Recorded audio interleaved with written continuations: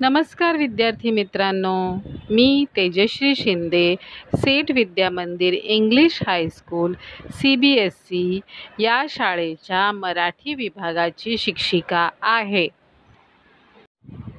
आज आपण पान नंबर 30 धडा 6वा मनाची श्रीमंती हा धडा शिकणार आहोत। बरं का मुलांनो, आज आपण मनाची श्रीमंती हे शिकणार आहोत। तर पैशाची श्रीमंती वेगळी आणि मनाची श्रीमंती म्हणजे मोठं मन। या धड्यामध्ये एक श्रीमंत भाऊ आणि गरीब बहीण यांची गोष्ट आहे।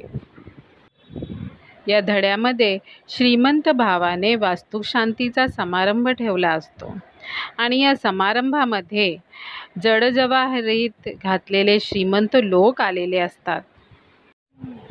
चला आता आपण धडा वाचूया आणि समजूया। सनईचा मंजूळ आवाज, जे लग्नामध्ये सनई वाजवतात ना त्याचा मंजूळ आवाज, मंजूळ म्हणजे गोड। पक्वान्नाचा घमघमाट, उंची वस्त्रांचा सळसळाट व मौल्यवान जडजवाहीर घातलेले श्रीमंत लोक, म्हणजे श्रीमंत लोक होते, घमघमाट होता पक्वान्नांचा, तो सजलेला मंडप होता। मंडप सजणारच, वास्तुशांती होती तर। हास्य, विनोद, यजमानांचा प्रेमळ आग्रह यामुळे भरपेट खाऊन वर ढीगभर अन्न वाया घालवीत धनधन्य होत तेथील लोक यजमानांना त्यांच्या या नव्या प्रसादाच्या वास्तुशांतीच्या समारंभात मनापासून सदिच्छा देत होते।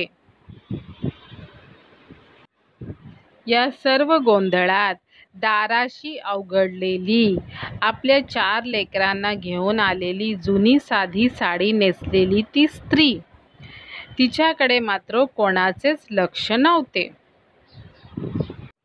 अशा या श्रीमंतांच्या समारंभात एक गरीब स्त्री दरवाजाच्या इथे उभी होती। आता पुढे बघा, आपलाच भाऊ गाईगर्दीमुळे आपल्याकडे दुर्लक्ष करतोय, दुर्लक्ष म्हणजे लक्ष नाही देते, अशी मनाची समजूत करून मोठ्या धैर्याने कोपऱ्यातल्या ताटासमोर मुलांसह जाऊन बसते।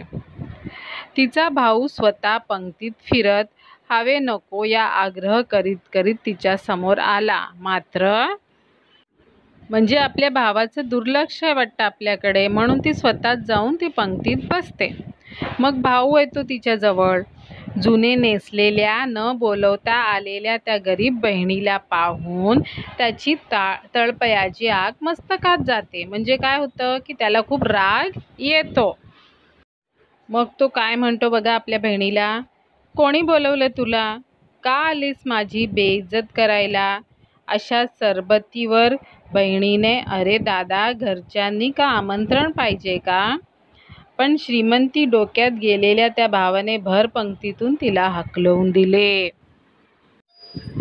मग भावानी काय केलं, अरे मी तर तुला बोलवलं नव्हतं, म्हणून तिच्यावर राग धरून तिला पंक्तीतून बाहेर काढलं।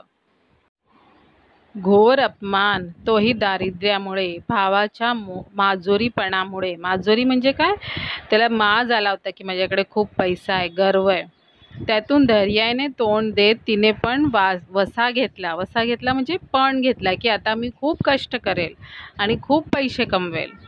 अविरत कामाचा, कष्टाचा, कष्ट कष्ट आणि कष्टच, मग काय कमी।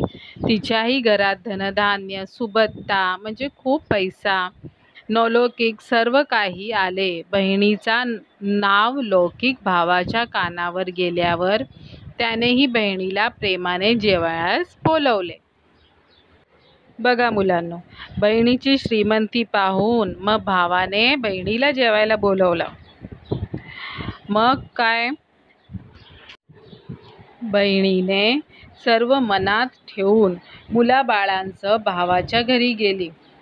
भावाने भावजईने प्रेमाने हाताला धरून पंचपक्वान्नाच्या ताटासमोर चांदीच्या पाटावर बसवले। आता बघा, भावाने काय केलं, तिला चांदीच्या ताटावर बसवलं, जेवायला आग्रही केला, जेव बहीण उठली. तिने अंगावरचे, हातातील, गळ्यातले सर्व हिऱ्या मोत्यांचे दागिने काढून पाट्यावर मांडले व ताटातले एक एक पक्वान्न काढून त्यावर मांडले. आश्चर्यचकित झालेल्या भावाने विचारताच, तू ज्यांना जेवायला बोलवलेस त्यांना जेवू घालते, असे शांतपणे उत्तर दिले.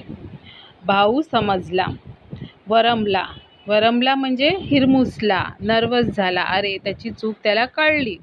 त्याने बहिणीच्या पायावर लोळण घेऊन मनापासून क्षमा मागितली. मग बहिणीने मोठ्या मनाने भावाला माफी दिली.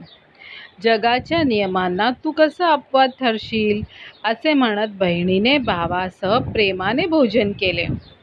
बघा, मग बहिणीने मोठ्या मनाने, म्हणजे हीच बहिणीची मनाची श्रीमंती दिसते, मोठ्या मनाने त्याला माफी दिली.